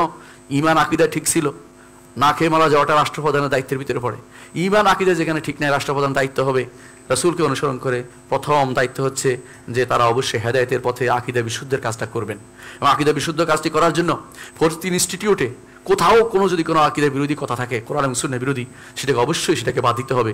ওই সমস্ত বিভাগ, ওই সমস্ত কোনো ইনস্টিটিউশন যেগুলো কোরআন এবং সুন্নাহ বিরোধী মত নিয়ে আছে, সেগুলিকে অবশ্যই আপনাকে সেগুলিকে বন্ধ করে দিতে হবে। কোরআন কারীমে আল্লাহ তাআলা এই জন্য বলছেন যে শিখাই দিচ্ছেন কি দাওয়া দিতে হবে। নবীরা কি করেছেন? কুল, বলে দিন, হুয়াল্লাহু আহাদ আল্লাহুস সামাদ লাম ইয়ালিদ ওয়া লাম ইউলাদ ওয়া লাম ইয়াকুল লাহু কুফুয়ান আহাদ। নবীকে বলছেন বলেন কি? আল্লাহু আহাদ, আল্লাহুস সামাদ, আল্লাহ এমন এক সত্তা, তিনি ব্যতীত আর কোনো দ্বিতীয়, কোনো অদ্বিতীয় তিনি, আর কোনো দ্বিতীয় কোনো মাবুদ আমার হতে পারে না। আল্লাহুস সামাদ, অমুখাপেক্ষী তিনি। আল্লাহর এই সূরা ইখলাসের দাওয়াতটা আপনি পৌঁছে দেন মানুষের ঘরে ঘরে, এবং এই সমস্ত শিরকি যে সমস্ত আখড়া আছে এগুলোকে তুলে দেয়া, এগুলোকে উচ্ছেদ করা আপনার দায়িত্বের ভিতরে পড়ে। মুহাম্মদুর রাসূলুল্লাহ সাল্লাল্লাহু আলাইহি ওয়াসাল্লাম তিনি আলী রাদিয়াল্লাহু আনহুকে পাঠিয়েছেন, এবং আলী রাদিয়াল্লাহু আনহু আবুল হাইয়াজ আল আসাদিকে পাঠিয়েছেন। কি বলে পাঠিয়েছেন? যে কোনো উঁচু কবর থাকলে সেটা মিশিয়ে দিতে হয় মাটির সাথে। আর যেগুলো উঁচু কবর নয়, শুধু যেগুলি শিরকে রাখা হয়ে গেছে, যেগুলি দরগা নামে পরিচিত হয়েছে, এগুলি অবশ্যই মিটিয়ে দিতে হবে। ইসলামের কোনো আদর্শের ভিতরে পড়ে না। কোনো ব্যক্তি বলে নাই, কোনো আলেম বলে নাই, কোনো ব্যক্তি, এমন কোনো ব্যক্তি বলে নাই, কোনোদিন কেউ বলে নাই যে এটা কোনো আদর্শের ভিতরে পড়ে। এটা কোনো মতভেদপূর্ণ মাসআলাও নয় যে অমুক মাযহাবে আছে, এটাও নয়। কোনো মাযহাবে সেটা নাই। কোনো মাযহাবেই সর্বোচ্চ 1.5 হাত পর্যন্ত মানুষ বলেছে উঁচু করা যাবে কবরকে, মাটিকে। তাও বাদাই করতে কোরআনের কারিমে নিষেধ করা হয়েছে, বাদাই করতে হাদিসে নিষেধ করা হয়েছে বাদাই করতে। এবং যারা বাদাই করে তাদের ঘটনা বলা হয়েছে কোরআনে কারিমে, যে সূরা কাহফের মধ্যে বলা হয়েছে যে যারা বাড়াবাড়ি করেছে তারাই শুধুমাত্র কবরকে মসজিদ বানিয়েছে। ক্বালাল্লাযিনা গালাবু আলা আমরিহিম লানাত্তাখিযান্না আলাইহিম মাসজিদা। কিন্তু রাসূলুল্লাহ সাল্লাল্লাহু আলাইহি ওয়াসাল্লাম কবর বাদাই করতে নিষেধ করেছেন, কবরের নাম লিখতে নিষেধ করেছেন, কবর উঁচু করতে নিষেধ করেছেন, কবরের দিকে ফিরে সালাত আদি করতে নিষেধ করেছেন, কবর উঁচু কিছু হলে মাটির সাথে মিশিয়ে দিতে বলেছেন, আবার কবরকে অসম্মান করতে নিষেধ করেছেন, কবর উপর দিয়ে জুতা নিয়ে হাঁটতে নিষেধ করেছেন, এবং কবরের ঠেস দিতে নিষেধ করেছেন। এগুলি সবই হচ্ছে রাসূলুল্লাহ সাল্লাল্লাহু আলাইহি ওয়াসাল্লাম আদর্শ। আপনি আমি যদি কোনো আল্লাহ তাআলা আমাদেরকে যে যেখানে আছে সেখানে আদর্শ বাস্তবায়নের প্রচেষ্টা চালিয়ে যেতে হবে। সেটা যদি আপনার হাতে ক্ষমতা থাকে হাত দিয়ে করবেন, না হলে অবশ্যই মুখ দিয়ে বলতে হবে। চুপ থাকতে পারেন না। আমি আশ্চর্য হই, বিরাট বিরাট দরগার পাশে অনেকে মাদ্রাসা খুলে বসে আছে, বিশাল বিশাল মাদ্রাসা, সেই মাদ্রাসাগুলিতে কেউ দেখে না দরগার কি হচ্ছে। দরগার মধ্যে ইবাদত হচ্ছে, সেখানে তারা বলতে পারে, ইচ্ছা করলে দিন রাত 24 ঘন্টা সেখানে লোক লাগিয়ে ফেলতে পারে। ছাত্রদের প্রথম দায়িত্ব হবে এটা, যে এখানে ইবাদত হইতে পারে না, আপনারা এটা করতে পারেন না, কেন এসেছেন এখানে? আপনি যদি কোনো ভালো কিছু চান, আপনার ভালো কিছু আল্লাহর কাছে চাইবেন। আর যদি আপনি মনে করেন যে আপনি কবর জিয়ারত করবেন, আপনার পিতামাতার কবর আছে, সেখানে জিয়ারত করলেই হয়। আপনি এখানে আসছেন কি জন্য? কিছু পাওয়ার উদ্দেশ্যে এসেছেন। যে কেউ কোনো কবরের কাছে কিছু পাইতে যাবে, সে ব্যক্তি মুশরিক, তার হজ বাতিল হয়ে যাবে, এতদিনের সালাত সব বাতিল হয়ে যাবে। কবরওয়ালা আপনাকে কিছুই দিতে পারে না। এই জিনিসটা নবী রাসূলরা এটা প্রতিষ্ঠা করতে এসেছেন। দেখুন, এই প্রতিষ্ঠা করার জন্য নূহ আলাইহিস সালাতু ওয়াস সালামকে 950 বছর দাওয়াত দিয়েছেন, কেউ ঈমান আনেনি। কি বলেছেন তিনি? রব্বি ইন্নী দাউতু কওমি লাইলা ওয়া নাহারা ফালাম ইয়াজিদহুম দুআ ইল্লা ফিরারা। আল্লাহ, আমি আমার কওমকে রাত দিন দাওয়াত দিয়েছি, ফালাম ইয়াজিদহুম দুআ ইল্লা ফিরারা, আমি যতই ডাকি ততই তারা পালায়, আমি যতই তাদেরকে ডাকি ততই তারা পালায়। এমনকি শুধু পালানো নয়, তারা ওসিয়ত করতে একে অপরকে যে নূহের কাছে যাওয়া যাবে না। নূহের নামে বদনামি তুলতো, বিভিন্নভাবে বিভিন্ন রকম বদনামি তুলতো। আজও যারা দাওয়াতের পথে তাদের নামে বদনামি তুলছে, আপনার দায়িত্ব হবে বুঝে নেয়া যে আসলে বদনামির বড় কথা না, আল্লাহ এবং রাসূল কি বলেছে সেটা দেখা। ব্যক্তির প্রতি কখনো আমি কখনো ব্যক্তির প্রতি কোনো গোলামি করতে পারি না, কিন্তু কোরআন এবং সুন্নাহর জন্য গোলামি নয়, সর্বোচ্চ ত্যাগ স্বীকার করতে হবে, যে এইটাই মানতে হবে, নাহলে মরে যেতে হবে। কোরআন এবং সুন্নাহর জন্য অন্য কিছুর জন্য মরতে পারেন না। কোরআন এবং সুন্নাহর জন্য আপনার মৃত্যুটা শাহাদত হবে, দুনিয়ার কোনো কিছুর জন্য মৃত্যু আপনার শাহাদত হবে না। কোরআন এবং সুন্নাহ আদর্শকে লালন করার জন্য আপনাকে সর্বোচ্চ ত্যাগ স্বীকারে আপনাকে প্রস্তুত থাকতে হবে। আল্লাহ তাআলা কোরআনে কারীমে এটা বলেননি, লা তাসজুদু লিশ-শামসি ওয়া লিল কামার, সূর্যের জন্য সিজদা করো, চাঁদের জন্য সিজদা করিও না। এই বিশাল সূর্য আর চাঁদকে যদি সিজদা না করেন, মূর্তিকে কিভাবে সিজদা করেন? মূর্তি পাহারায় আপনার কাজ নয়, মূর্তি আইন শৃঙ্খলা বাহিনী বাইরে থেকে সেটা পাহারা দিবে, আপনি সেটা করতে পারেন না। ইমানদার সেটার কাজ করতে পারে না। আপনি সেটা না বুঝে লোক কেন পাঠাচ্ছেন? আপনার ছাত্রকে সেখানে কেন পাঠাবেন? এটা তো শরিয়া বিরোধী কাজ। আপনি কিভাবে চোখে সহ্য করতে পারেন? আপনার রবের নাম দিয়ে আরেকটার পূজা করা হচ্ছে, আপনি কিভাবে সহ্য করতে পারেন? সেদিকে তাকালে আপনার অন্তরে কেন কান্না আসে না? আপনার কষ্ট কেন অনুভূত হয় না? আপনি কিভাবে প্রশ্রয় দিতে পারেন সেখানে? এটাকে আপনার কাজ নয়। হ্যাঁ, আপনি দেশীয় শৃঙ্খলা রক্ষার্থে যা করেছেন সেটা আপনার দায়িত্ব নয়, যার দায়িত্ব সে করবে, সে সেটা করবে। আপনি সেটা আগ বাড়িয়ে গিয়ে যে তাদেরকে পাহারা দিতে হবে, আমরা তাদেরকে বাঁচাতে হবে, ওই জাতীয় আপনার দায়িত্ব নয়। এই কাজের দায়িত্ব যারা ক্ষমতাসীন তারা করবে। আপনি হুজুর হয়ে, আলেম হয়ে সেখানে আপনার যাওয়ার দায়িত্ব আপনাকে কে দিয়েছে? সেটা ইসলামের কোন আদর্শের ভিতরে সেটা পড়ে? বরং এই সমস্ত জায়গা আযাবের জায়গা, গজবের জায়গা। বরং রাসূলুল্লাহ সাল্লাল্লাহু আলাইহি ওয়াসাল্লাম বলেছেন, আযাবের গজবের জায়গাতে তোমরা কখনো ঢুকবে না, যদি ঢুকো কাঁদতে কাঁদতে ঢুকবে, যে আল্লাহ যেন তোমাদের উপর সেই বিপদ না এনে দেয়। সেই সমস্ত জায়গাতে আপনি কেন ঢুকবেন? সুতরাং এই সেজদা, আল্লাহ ভিতর শুধু সেজদা দিয়ে আল্লাহ তাআলা বুঝাচ্ছেন ইবাদত, যে আল্লাহ ভিতর যেখানে ইবাদত হয় সেটাকে প্রশ্রয় দেওয়া যাবে না। কোরআন কারীমে আল্লাহ তাআলা সূরা সাবার মধ্যে বলছেন, কুল উদউল্লাযিনা যাআমতুম মিন দুনিল্লাহি লা ইয়ামলিকুনা মিসকালা যাররাতিন ফিস সামাওয়াতি ওয়ালা ফিল আরদ। যাদেরকে তোমরা মনে করছো যে এরা তোমাদের কিছু উপকার করবে, কাদেরকে এখন মনে করা হয়? পাগলাকে মনে করা হচ্ছে। পাগলার মসজিদকে এখানে স্ট্রিক্টলি নিষেধ করা উচিত, এখানে কোনো টাকা দিতে পারবে না। কেন টাকা দিবে? আপনারা ভাগ পান বলে তথাকথিত জেলার লোকেরা, জেলার ক্ষমতাসীনরা তারা ভাগ পায় বলে বা কিছু পায় বলে তারা সেগুলিকে আশ্রয় দিচ্ছে। পাগলা নামটা পাওয়ার কারণে টাকাটা দেওয়া হচ্ছে, আর কিছু নয়। মসজিদে টাকা দিলে অন্য মসজিদ দিলে কি অসুবিধা হতো? পাগলার মসজিদে প্রতি মাসের শেষে যা পাওয়া যায় সেটা তো কোনো ইউনিভার্সিটির বাজেটের মতো হয়ে যায়, কোনো মাদ্রাসার বাজেটের মতো হয়ে যায় বছরের। এর অর্থ হচ্ছে এগুলি যে আপনি পাচ্ছেন, এগুলি কিসের টাকা নিচ্ছেন? হারাম নিচ্ছেন, প্রশ্রয় দিচ্ছেন, শিরকে প্রশ্রয় দিচ্ছেন। কেউ যদি সেখানে একটা টাকা দেয় তার ইমান শেষ। কেউ যদি একটা টাকা সেখানে প্রশ্রয় দেয় তার তো ইমান চলে যাবে, যদি বুঝে শুনে দেয়। না বুঝে ইমান যাবে না, কিন্তু বুঝে শুনে যদি কোনো প্রশ্রয় দিচ্ছে ইমান কিন্তু শেষ হয়ে যাবে। আপনি ইমানটা বড় সম্পদ, আপনাকে মনে রাখতে হবে। নবী রাসূলরা ইমানকে প্রতিষ্ঠা করার জন্য এসেছেন। এই প্রথম যেটা কি অবশ্যই কল্যাণের যত দ্বার আছে নবী রাসূলরা সেটা রক্ষার্থে এসেছেন।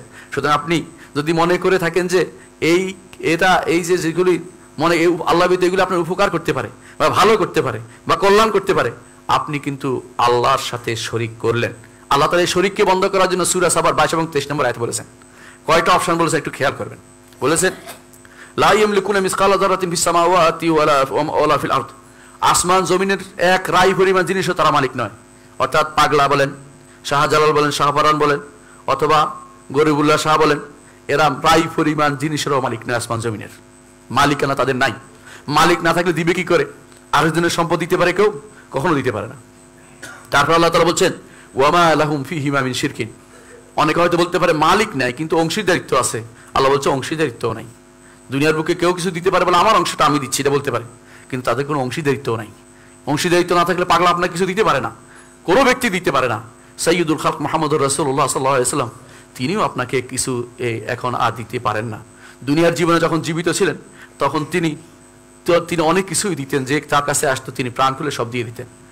তার মৃত্যুর পরে আখিরাতের জীবনে তিনি জীবিত, সেই জীবনের সাথে দুনিয়ার জীবনে কোনো সম্পর্ক নেই। সেখানে আপনি যদি চান আপনি কাফের হয়ে যাবেন, মুশরিক হয়ে যাবেন, তার কাছেও কিছু চাইতে পারবেন না, তার কাছে আপনি সুপারিশও চাইতে পারবেন না। সুপারিশ কার কাছে চাইবেন? আল্লাহর কাছে, যে আল্লাহ তাকে আমাদের জন্য সুপারিশকারী বানিয়ে দিন, এটা আপনি বলতে পারবেন। কিন্তু আপনি তার কাছে সুপারিশ চাই, আল্লাহ রাসূল আমাদের সুপারিশ করেন, আমাদের জন্য সুপারিশ করেন, এটা বললে আপনি মুশরিক হয়ে গেছেন, হজ বাতিল হয়ে গেছে। মক্কাতে হজ করে গিয়ে মদিনাতে মানুষ ঈমান বাতিল করে ফেলে, এইভাবে বাতিলটা হয়। তাহলে আপনি মালিকও নন, অংশীদারও নন। বাকি রয়েছে একটা, সেটা কি? সেটা হচ্ছে আল্লাহ তাআলা বলছেন ওমা আলাহু মিনহু মিন যাহির, আসমান জমিন রক্ষার্থে এবং দুনিয়ার সব সৃষ্টি রক্ষার্থে আল্লাহর কোনো সাহায্যকারীর প্রয়োজন হয় না। দুনিয়ার বুকে হয়তো বলতে পারেন আমি আপনার সম্পদের মালিক নই, অংশীদার নই, কিন্তু আপনার সম্পদ পাহারা দিচ্ছি, আমার কথা শুনতে হবে। আল্লাহ তাআলা বলছেন পাহারা দেওয়ার দরকার লাগে না, আল্লাহর কোনো সাহায্যকারী লাগে না। ওমা আলাহু মিনহু মিন যাহির, দুনিয়া সৃষ্টি করতে কারোতে আল্লাহর কোনো সাহায্যকারী কিছু আল্লাহ তাআলা করেন নাই, আল্লাহর কোনো সাহায্যকারী লাগে না। এর অর্থ শিরকের তিনটি জিনিস অবশ্যই আল্লাহ তাআলা উপরে ফেলে দিয়েছেন, আর কোনো কারণে কেউ শিরক করতে পারে না। এই শিরকটা বন্ধ করার জন্য আরেকটা জিনিস বলে দিয়েছেন ওয়ালা তানফাউ শাফাআতু ইনদা, তার কাছে কোনো সুপারিশও কাজে লাগবে না যদি না তিনি অনুমতি দেন। এর অর্থ হচ্ছে এই যে যারা আজ কবরে ঘুরে বেড়াচ্ছে, মাজারে ঘুরে বেড়াচ্ছে, অথবা বিভিন্ন জায়গাতে আজ কিছু পাওয়ার জন্য টাকা দিচ্ছে, মান্নত করতেছে, অথবা জবে করতেছে, অথবা হাজার হাজার টাকা খরচ করে সেটাকে মর্মর পাথর দিয়ে বাধাই করে দিচ্ছে। আমি আশ্চর্য হয়েছি, বিগত সরকার আমলে সেটা একটা কবর ছিল, সেটাকে বাধাই করছে, নিচ থেকে শুরু করে পাহাড়টা পুরোটা বাধাই করে দিচ্ছে চট্টগ্রামে। এরকম একটা টঙ্গিতে দেখেছি আসার সময়, সবসময় পড়তে একটা বাঙ্গাসুরা, এটাকে বাধাই করে একেবারে মর্মর পাথর দিয়ে বাধাই করে দিচ্ছে। এই যে খরচ করলেন আপনি, হাসরের দিন আপনি এটা যেন আফসোস করবেন, এবং শুধু আফসোস নয়, এই খরচের জন্য যেমন আফসোস করবেন, ঈমান হারা হওয়ার জন্য আফসোস করবেন। রাসূলুল্লাহ, আপনি তো ঈমান হারার পথ রচনা করেছেন। রাসূলুল্লাহ সাল্লাল্লাহু আলাইহি ওয়াসাল্লাম যেটা কবরকে ভাঙতে বলেছেন, আপনি কবরকে সুন্দরভাবে প্রতিষ্ঠা করে দিয়েছেন। সুতরাং হেদায়েতের পথ হচ্ছে, প্রথম পথ হচ্ছে তাওহীদের দিকে আহ্বান জানানো, তাওহীদের দিকে আহ্বান জানানো। কোরআনে কারীমে আল্লাহ তাআলা বলছেন যে ওয়ামান ইয়াকুল মিনহুম ইন্নী ইলাহুম মিন দুনি ফাযালিকা নাজি জাহান্নাম কাযালিকা নাজি যালিমিন। এভাবে আল্লাহ তাআলা জালেমদেরকে এভাবে শাস্তি দেন। কেউ যদি বলে যে আমার ইবাদত করো সবকিছু বাদে, আল্লাহ তাআলা তাকে অবশ্যই জাহান্নাম দিয়ে শাস্তি দিবেন বলেছেন আল্লাহ তাআলা। এর অর্থ হচ্ছে সূরা আম্বিয়ার 29 নম্বর আয়াতে বলছেন যে দুনিয়ার বুকে কেউ এরকম ডাকতেও পারবে না যে আমার এখানে মাজার করো, মান্নত করো, আমার এখানে পূরণ করো। কেউ যদি সেটা করে সেই ব্যক্তি অবশ্যই শিরকে রচনা করতে হবে। নবী রাসূলগণ এটা বন্ধ করার জন্য এসেছেন, এই কল্যাণের পথকে রচনা করার জন্য এসেছেন। নবী রাসূলদের আরও যে সমস্ত কাজে তারা প্রেরিত হয়েছেন সেগুলো ইনশাআল্লাহ আগামী খুতবাতে আপনার সাথে আবার দেখা হবে। আকুলু কাউলি হাযা ওয়া আস্তাগফিরুল্লাহ লি ওয়া লাকুম ওয়া লিসাইরিল মুসলিমিনা ফাস্তাগফিরু ইন্নাহু হুয়াল গফুরুর রাহিম।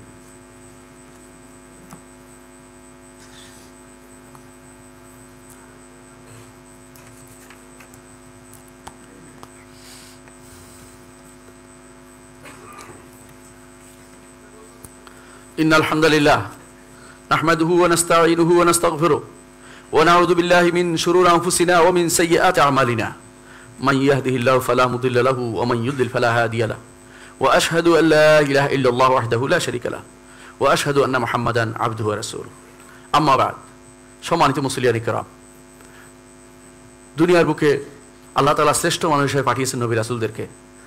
আর যারা নবী রাসূলদের অনুসারী তারা সবচেয়ে শ্রেষ্ঠ মানুষ।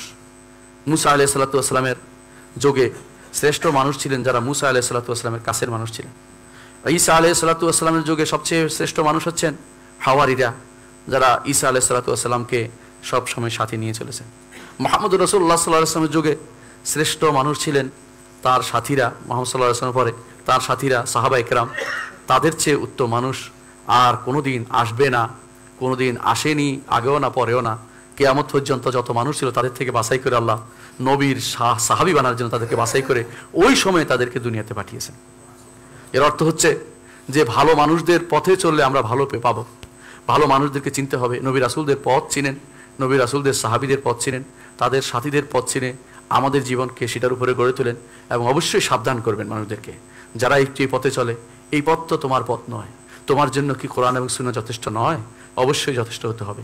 আলা ওয়া সাল্লু আলা সাইয়্যিদিল বাশারিয়্যা মুহাম্মদ ইবনে আব্দুল্লাহ কামা আমারাল্লাহু আযজা ওয়া জাল্লা ফি কিতাবিহি ওয়া তান্না বিমালাইকাতিহি মুসাব্বিহাতিল কুদসি ওয়া তাল্লাসা বিকুম আইয়ুহাল মুমিনুন ফাকালা তাআলা মুখবিরান ওয়া আমিরা ইন্নাল্লাহা ওয়া মালাইকাতাহু ইউসাল্লুনা আলান নবী ইয়া আইয়ুহাল্লাযীনা আমানু সাল্লু আলাইহি ওয়া সাল্লিমু তাসলিমা ওয়া ক্বালা আন-নবী সাল্লাল্লাহু আলাইহি ওয়াসাল্লাম মান সাল্লা আলাইহি মারাতান সাল্লাল্লাহু আলাইহি বিআশরা আল্লাহুম্মা সাল্লি আলা মুহাম্মাদ ওয়া আলা আলি মুহাম্মাদ কামা সাল্লাইতা আলা ইব্রাহিম ওয়া আলা আলি ইব্রাহিম ইন্নাকা হামিদুম মাজিদ আল্লাহুম্মা বারিক আলা মুহাম্মাদিন ওয়া আলা আলি মুহাম্মাদিন كما باركت على إبراهيم وعلى آل إبراهيم إنك حميد مجيد اللهم ارض عن الخلفاء الراشدين أبي بكر وعمر وعثمان وعلي وأن سائر الصحابة والتابعين رضوان الله عليهم أجمعين اللهم اغفر لنا ولإخواننا الذين سبقونا بالإيمان ولا تجعل في قلوبنا غلا للذين آمنوا ربنا إنك رؤوف رحيم اللهم اغفر لنا أجمعين اللهم اغفر لنا أجمعين اللهم اغفر لنا أجمعين আল্লাহ আমাদের সবাইকে আপনি ক্ষমা করে দিন আল্লাহ আমাদের সবাইকে আপনার দ্বীনের দিকে ফিরিয়ে দিন আল্লাহ আমাদের শাসক গোষ্ঠীকে হেদায়েতের পথে পরিচালিত করুন আল্লাহ তাদেরকে সুন্দর সংবিধান রচনার তৌফিক দান করুন আল্লাহ তাদেরকে দিন বিরোধী কাজ থেকে ফিরিয়ে দিন আল্লাহ তাদের মধ্যে থেকে খারাপ যারা আছে তাদেরকে ভালো করে দিন আর তাদেরকে সঠিক পথ দেখিয়ে দিন আল্লাহ আমাদেরকে আপনি সঠিক পথে রাখুন আমাদের দেশে ইসলামকে সুপ্রতিষ্ঠিত করার তৌফিক দান করুন আমাদেরকে দাওয়াতের পথে বেগবান করে রাখুন আমরা যেন সবসময় আল্লাহর পথে দাওয়াত দিতে পারি তৌফিক দান করুন দাওয়াতের পথে যারা বাধা সৃষ্টি করবে তাদেরকে সরিয়ে দিন আল্লাহ তাদেরকে হেদায়েত দিন না সরিয়ে দিন আল্লাহ আমাদেরকে আপনি কবুল করুন আল্লাহ আমাদের মধ্যে যারা অসুস্থ আছে তাদেরকে সুস্থতা দান করুন আল্লাহ আমাদের অনেকে অসুস্থ আছে আমার ছেলেটা অসুস্থ আল্লাহ আপনি সুস্থতা দান করুন আল্লাহ আমাদেরকে আপনি কবুল করুন আল্লাহ আমাদের মধ্য থেকে মুতাওয়াল্লি সাহেব তার বড় ভাই অসুস্থ তিনি এখানে সালাত আদায় করতেন আপনারা দেখেছেন তিনি অসুস্থ তার জন্য আমরা সবাই দোয়া করি আল্লাহ যেন তাকে সেহাত দান করে সুস্বাস্থ্য দান করে এবং আমাদের মাঝে আবার সালাতের জন্য ফিরিয়ে আনেন আল্লাহ আপনি তাকে ক্ষমা করে দিন আপনারাও তাকে ক্ষমা করে দিবেন ইনশাআল্লাহ আমাদের যারা বিপদে আছে বিপদ থেকে তাদেরকে উদ্ধার করার আল্লাহ আপনি করে দিন আল্লাহ তাদেরকেও সমস্যা থেকে উত্তরণ তৌফিক দান করুন অনেকে আছে সন্তান নিয়ে সমস্যা অনেকে আছে বিভিন্ন রকমের সমস্যা আছে আর্থিক সমস্যা আছে